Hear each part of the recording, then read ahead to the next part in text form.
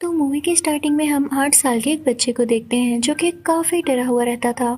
उसे कोई चीज परेशान करती थी और वो हमेशा सहमा हुआ रहता था। वो 8 साल का था। उसके पेरेंट्स भी इस बात को लेके काफी परेशान थे। तो वो एक दिन अपने घर में कुछ एक्सोर्सिस्ट को बुलाते हैं जिनमें एक कपल होता है और चर्च के फादर। उस छोटे बच्चे का नाम डेविड होता है। उसकी एक बहन भी होती है और इस वक्त इनके घर उसकी बहन का दोस्त भी था। उसकी डेविड के साथ काफी अच्छी फ्रेंडशिप थी तो वो डेविड को सुलाने ले जाता है। अब डेविड की बहन का दोस्त उसे लेटा कर वहाँ से चला जाता है, लेकिन डेविड को फील होता है कि जैसे कोई उसका रूम खोलने की कोशिश कर रहा है। तो डेविड जाकर वॉशरूम में छुप जाता है, लेकिन वहाँ पर उसको लगता है कि कोई उसे देख रहा है। उसे वहाँ पर कई ज्यादा हाथ भी नजर आते हैं और बाथ टब में खून आने लगता है। वो काफी ज्यादा डर जाता है और चिल्लाने लगता है। उसकी आवाज सुन के सारे फैमिली मेंबर्स ऊपर आ जाते हैं, लेकिन यहाँ डेविड जो कि 8 साल का बच्चा था काफी ज्यादा गुस्से में आ चुका था और आउट ऑफ कंट्रोल हो चुका था। वो अपने ही डैड की टांग पर स्टैब कर देता है। अब मेल एक्सोर्सिस्ट उसे उठाकर नीचे लेकर आ रहा होता है, लेकिन अपने नाखूनों से वो दीवार पर स्क्रैच करता जा रहा था।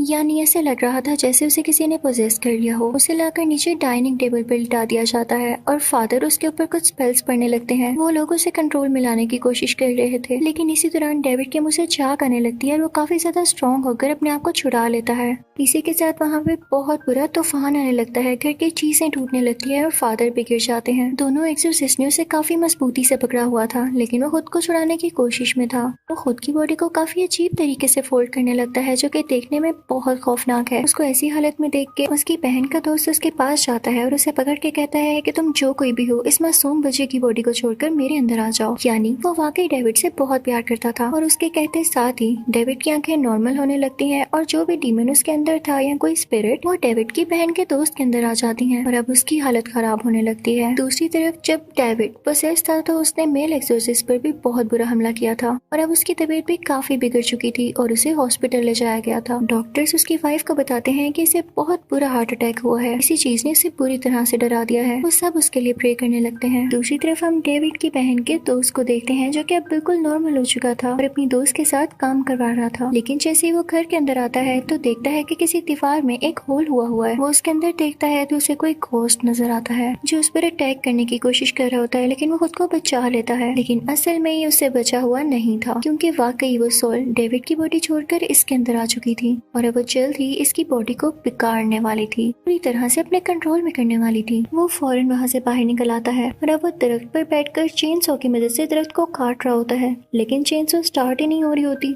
तभी उसे अपने साथ खिड़की पर कोई घोस्ट दिखाई देता है जो कि उसे ही देख रहा था और तभी चेनसो स्टार्ट हो जाती है। उससे उसकी बॉडी बिगड़ सकती थी, लेकिन इससे पहले ही वो चेनसो नीचे गिर जाती है और उसकी जान बच जाती है। वो काफी डर जाता है और अपनी गाड़ी लेकर वहाँ से जाने लगता है, लेकिन उसे रोक लिया जाता है। उधर हॉस्पिटल में भी जब मेल एक्सोर्सिस्ट को होश आती है तो वो भी यही कहता है कि डेविड की बॉडी को वो सोल छोड़कर अब उस लड़के की बॉडी में आ चुकी है जो कि डेविड की बहन का दोस्त है। वो अपनी वाइफ से कहता है कि फौरन उनको कॉल करो और उन्हें बताओ कि सोल बहुत खतरनाक है और इससे बच कर रहे। उसकी वाइफ जब डेविड की बहन को कॉल कर रही होती है तो वो कॉल नहीं उठा पाती, क्योंकि वो बहुत लाउड म्यूजिक लगा के डांस कर रही होती है ताकि उसका दोस्त अच्छा फील करे। इसी दौरान डेविड की बहन के दोस्त की तबीयत काफी खराब होने लगती है, क्योंकि वो अपने कंट्रोल में नहीं था। उसे समझ ही नहीं आ रहा था कि वो यहाँ खड़ा कैसे है। वो काफी वीक फील करने लगता है। जब फीमेल एक्सोर्सिस्ट की कॉल कोई नहीं उठाता तो वो परेशान हो जाती है। वो फौरन से पुलिस को कॉल करती है और उनसे कहती है कि आप फौरन से डेविड के घर चले जाएं। अब डेविड की बहन जिस दूसरे आदमी के साथ डांस कर रही होती है वो एक घोस्ट में बदल जाता है। उसकी शक्ल काफी अजीब हो जाती है और वो उसको डराने लगता है। वो काफी चिल्लाती है क्योंकि वो काफी डर चुकी थी और अपने दोस्त को लेकर वहाँ से चली जाती है।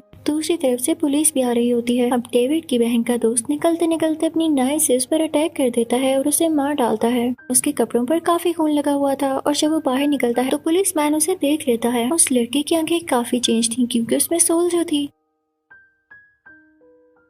वो पुलिस से बात नहीं करता तो पुलिस मैन उससे कहता है कि तुम्हारे कपड़ों पर खून भी लगा हुआ है तो मेरे साथ आओ। अब हम देखते हैं कि वो मेल और फीमेल दोनों एक्सोर्सिस्ट के साथ बैठा होता है। वो उससे कहते हैं कि हम ये देखना चाहते हैं कि तुम में सोल है या नहीं। तुम बाइबल पढ़ना शुरू करो। अगर तुमने बाइबल पढ़ ली तो इसका ये मतलब है कि वो सोल अभी तुम्हारे अंदर नहीं है, क्योंकि अगर वो तुम्हारे अंदर होगी तो तुम्हें वो बाइबल नहीं पढ़ने देगी। अब जब वो लड़का बाइबल पढ़ना शुरू करता है तो उसे पता चलता है कि मेरे अंदर अभी कोई सोल नहीं है, क्योंकि वो बाइबल पढ़ पा रहा था और इसने जिस आदमी को मारा था इस बारे बारे में केस भी बन चुका था और इसे पुलिस अरेस्ट करने वाली थी। लेकिन तभी वहाँ पर इस लड़के की लॉयर आ जाती है। वो दोनों एक्सोर्सिस्ट उस लॉयर से कहते हैं कि इस लड़के ने नहीं मारा, उसमें कोई सोल है, कोई गोस्ट है जिसने उस आदमी को मार दिया। और ये लोग ये भी बता रहे हैं कि उस आदमी में भी कोई गोस्ट आ गया था। तो लॉयर कहती है कि तुम लोग प्लीज असली दुनिया में आ जाओ, कौन ऐसी बातों पर यकीन करेगा। वो तो यही कहेंगे कि अपने सर से लोग क्राइम टाल रहे हैं। वो लॉयर किसी भी सूरत नहीं मान रही होती कि किसी डीमन या सोल का काम है। तो वो मेल एक्सोर्सिस्ट उससे कहता है कि ठीक है, रात को आप घर आइएगा, मैं आपको खुद दिखाऊंगा वो डीमन। अगर आपको वो डीमन ना दिखाई दिया तो बेशक आप उस लड़के को अरेस्ट कर लीजिएगा। तो लॉयर कहती है कि ठीक है, मैं आ जाऊंगी। वो बहुत कॉन्फिडेंट होती है। नेक्स्ट सीन हम कोर्ट का देखते हैं, क्योंकि अब उस लॉयर को भी यकीन हो चुका था कि ये काम डीमन का है। वो जज को बोलती है कि ये मर्डर डीमन ने किया है, लेकिन जज उसकी किसी बात पर यकीन नहीं करता और कहता है कि ये फजूल बहाना है और उसे सजाए कैद होगी, यानी लाइफ टाइम के लिए वो जेल में रहेगा। लेकिन वो एक्सोर्सिस्ट कपल कहता है कि हम उस लड़के को इनोसेंट ठहरा के रहेंगे, क्योंकि वो भी जानते थे कि वो मर्डर नहीं कर सकता, इसके पीछे जरूर कोई सोल है। अब ये इस केस पर इन्वेस्टिगेशन खुद करने लगते हैं। वो दोनों उस दिन की रिकॉर्डिंग सुनने लगते हैं जब ये केस हुआ और ये सब एक साथ डांस कर रहे थे। उसके बाद ये दोनों उस जगह जाते हैं जहाँ पर डेविड पहली बार डरा था और उसे कोई गोस्ट नजर आया। इस रूम में एक वाटर बेड हुआ करता था। जब डेविड उस वाटर बेड पर खेल रहा था और जंप्स लगा रहा था तो अचानक से उस वाटर बेड के अंदर से किसी का हाथ आया और उसने डेविड को पकड़ लिया। वो कोई गोस्ट था। उस रूम का फ्लोर भी खराब हुआ था। तो वो एक्सोर्सिस्ट डेविड की मदर को बताते हैं कि किसी गोस्ट का ही काम है। अब वो एक्सोर्सिस्ट कपल और डेविड की बहन उस रूम के नीचे जाते हैं, यानी उस रूम के नीचे जो जगह थी। जब डेविड की बहन उसके अंदर जाती है तो देखती है वहाँ बहुत सारे रैट्स हैं। वहाँ पर एक अजीबोगरीब स्कल भी है। वो उसकी पिक्चर लेती है और फिर आकर सबको दिखाती है। सब कहते हैं कि हमने आज तक ऐसा स्कल कहीं नहीं देखा। चर्च के फादर भी कहते हैं कि मैंने भी आज तक ऐसा स्कल नहीं देखा। तुम लोग ये बात किसी और फादर को बताओ जो कि मुझसे सीनियर हो। अब वो एक्सोर्सिस्ट कपल जब दूसरे फादर के पास जाता है तो वो फादर इनसे कहते हैं कि ऐसा स्कल मैं पहले कहीं देख चुका हूँ, लेकिन वो बिल्कुल ऐसा नहीं था। वो उनको अपनी कलेक्शन दिखाते हैं और दूसरे सीन में हम एक लेडी को देखते हैं जो कि किसी किस्म का ब्लैक मैजिक कर रही होती है, क्योंकि उसके पास एक अजीबोगरीब टेबल थी जिस पर उसने ब्लैक कैंडल जलाई थी और उस लड़के की भी पिक्चर उसके पास थी, यानी डेविड की बहन के दोस्त की। वो अजीबोगरीब लेडी कोई मैजिक करती थी जिससे इंसान को हेलुसिनेशंस होने लगती थी और वो डर जाता था। उससे ऐसा लगता था जैसे उसके अलावा भी कोई है उसके पास, यानी जैसे कोई डीमन या कोई सोल वगैरह। फिर मेल एक्सोर्सिस्ट एक डिटेक्टिव से मिलता है। वो डिटेक्टिव कहता है कि मैंने ऐसा स्कल पहले भी देख रखा है। वो कहता है कि पहले भी कोई ऐसा केस था जिसमें मैंने ये स्कल देखा। तो फीमेल एक्सोर्सिस्ट कहती है कि इस बार केस में डीमंस का हाथ है। तो वो डिटेक्टिव कहता है कि मेरे साथ मजाक नहीं करो। तो वो दोनों एक्सोर्सिस्ट वहाँ से चले जाते हैं। फीमेल एक्सोर्सिस्ट अपने साथ वो नाइफ भी लिया थी जिससे उस दिन मर्डर हुआ था। डिटेक्टिव उनसे कहता है कि जिस केस की मैं बात कर रहा हूँ उसमें 2 लड़कियां थी जो कि मारी गयी, लेकिन उनमें से एक की ही बॉडी मिली। अब वो तीनों मिलकर उस जगह पर जाते हैं जहाँ पर ये सब कुछ हुआ। फीमेल एक्सोर्सिस्ट पास्ट में चली जाती है। वो दोनों फ्रेंड्स थीं और उनमें से एक फ्रेंड ने ही अपनी दूसरी फ्रेंड का मर्डर कर दिया था, क्योंकि उसके अंदर डीमन आ चुका था। और जिस फ्रेंड ने मर्डर किया था, फीमेल एक्सोर्सिस्ट बिल्कुल उसकी तरह एक्ट कर रही थी, क्योंकि वो सारी चीजों को रिवाइज कर रही थी। फीमेल एक्सोर्सिस्ट भागने लगती है, लेकिन भागते भागते वो बिल्कुल किनारे पे पहुंच चुकी थी और नीचे पानी ही पानी था। वो वहाँ पर फौरन से रुक जाती है, लेकिन तभी नीचे से कोई क्रीपी सा हाथ आता है और उसे खींचने लगता है। लेकिन तभी वहाँ पर उसका हस्बैंड आकर उसे बचा लेता है। वो फीमेल एक्सोर्सिस्ट अपनी सेंसेस में आ चुकी थी, तो वो अपने हस्बैंड से कहती है कि जिस लड़की की बॉडी नहीं मिल रही वो इसी रिवर के अंदर है। अब उस लड़की की बॉडी को निकाल लिया जाता है, यानी ये मसला भी सॉल्व हुआ। जो उसकी बॉडी नहीं मिल रही थी, उस फीमेल एक्सोर्सिस्ट के पास काफी अच्छी एबिलिटीज थी।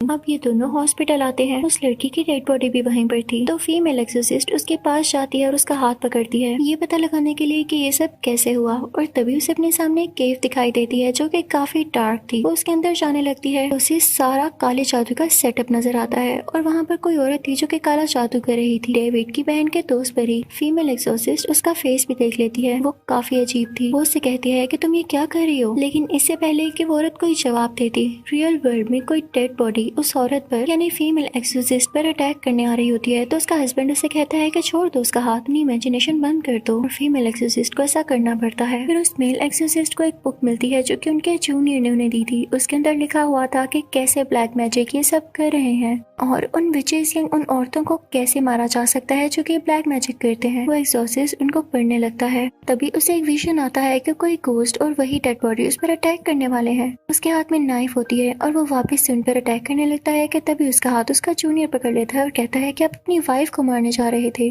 यानी उसको जो विजन्स आ रहे थे वो डीमंस ही दिला रहे थे कि वो अपनी वाइफ को मार डाले, क्योंकि उसकी वाइफ डीमंस के लिए बहुत बड़ा खतरा जो थी। अब वो फीमेल एक्सोर्सिस्ट उस सीनियर फादर से मिलने के लिए जाती है। वो सीनियर फादर उसे एक बुक दिखाते हैं जिसके ऊपर किसी बच्ची की पिक्चर लगी होती है। वो उसे बताते हैं कि ये एक विच है। तो वो फीमेल एक्सोर्सिस्ट उनसे कहती है कि आपने मुझे पहले क्यों नहीं बताया। तो वो कहते हैं क्योंकि ये मेरी बेटी है। फिर वो फादर उसे गार में ले जाते हैं, एक केव में जो कि वो पहले भी विजन में देख चुकी थी। और वहीं पर वो चुड़ैल भी होती है जो कि ब्लैक मैजिक कर रही थी और यही फादर की बेटी थी। तभी अचानक से हम देखते हैं कि वो विच ऊपर आती है और अपने फादर को ही मार डालती है। ये उस फीमेल एक्सोर्सिस्ट के पास अच्छा मौका था क्योंकि उसके सामने वो टेबल था जिसपे ये औरत ब्लैक मैजिक किया करती थी। ये फीमेल एक्सोर्सिस्ट उस टेबल को गिराने के लिए जाती है, लेकिन वो टेबल इतना भारी होता है कि उसे गिरा नहीं पाती। वो इतनी ही देर में वो विच आकर भी उस पर अटैक करने लगती है और वो अपनी जान बचाने लगती है। तभी उसका हस्बैंड यानी वो मेल एक्सोर्सिस्ट भी आ जाता है और अपनी वाइफ को फील करके उसे पता चल जाता है कि वो इस वक्त कहाँ पे है। वो बेसमेंट का दरवाजा तोड़ने लगता है। अब नीचे वो फीमेल एक्सोर्सिस्ट काफी मुश्किल में होती है क्योंकि वो वहाँ से भाग रही होती है, लेकिन उसे रास्ता नहीं मिल रहा होता। इतनी ही देर में उसे अपने सामने मिरर नजर आता है। वो हर तरफ खुद को देख पा रही थी और तभी वो बुरी औरत यानी विच आकर उस पर चाकू से अटैक करने लगती है। फीमेल एक्सोर्सिस्ट उसे पत्थर मारती है और वहाँ से भाग जाती है। अब वो विच उस मेल एक्सोर्सिस्ट के पास जाती है उसके वाइफ के रूप में और उसे अपने कंट्रोल में कर लेती है। दूसरी तरफ हम ये देखते हैं कि डेविड की बहन का दोस्त काफी बीमार था क्योंकि उसे जेल में बांधा गया था। एक बात तो ये थी कि उस पर एक मर्डर का इल्जाम था और दूसरा ये कि उसमें कोई सोल बार बार आ रही थी। उसकी बॉडी यहाँ काफी अजीब तरह मूव करने लगती है और उसकी तबीयत बिगड़ने लगती है। दूसरी तरफ विच उस मेल एक्सोर्सिस्ट को ऑर्डर देती है कि हैमर से अपनी बीवी को मारने जाओ। मेल एक्सोर्सिस्ट पूरी तरह से विच के कंट्रोल में था तो वो हैमर लेके अपनी बीवी को मारने जा रहा होता है, लेकिन तभी उन्हें पुराना वक्त याद आ जाता है जब वो अपनी बीवी से पहली बार मिले और उन्हें सब याद आ जाता है कि वो अपनी बीवी और अपनी फैमिली से कितना प्यार करते हैं। वो नॉर्मल होने लगते हैं और हैमर लेके सीधा उस टेबल की तरफ बढ़ते हैं जो कि विच की थी और जिस पर विच ब्लैक मैजिक किया करती थी। वो उस टेबल को तोड़ देते हैं जो कि आज तक कोई न कर पाया। अब यहाँ पे वो मेल एक्सोर्सिस्ट बिल्कुल नॉर्मल हो जाते हैं। वो विच भी काफी वीक होके मारी जाती है। दूसरी तरफ डेविड की बहन का दोस्त भी अब बिल्कुल ठीक हो चुका था क्योंकि वो सोल्स जो वो विच कंट्रोल कर रही थी उसकी बॉडी से निकल जाती हैं और सारा ब्लैक मैजिक का असर खत्म हो जाता है। अब लास्ट सीन में हम देखते हैं कि डेविड की बहन काफी परेशान होती है क्योंकि कोर्ट में ये बताया जाता है कि उसके दोस्त को 5 साल की सजा हो रही है क्योंकि कोर्ट अभी भी इस बात पर बिलीव नहीं करती कि कोई डीमन इस तरह का काम कर सकता है। डेविड की बहन के दोस्त को जेल होने के बावजूद डेविड की बहन उससे शादी कर लेती है और इसे जेल में मिलने जाया करती थी, लेकिन बाकी केसेस सॉल्व हो चुके थे। वो सारे डीमंस जो इन लोगों की बॉडीज में आकर इनको तंग किया करते थे वो अब जा चुके थे और ब्लैक मैजिक का असर भी खत्म हो चुका था। इसी के साथ ये मूवी भी एंड हो जाती है। Thank you for watching.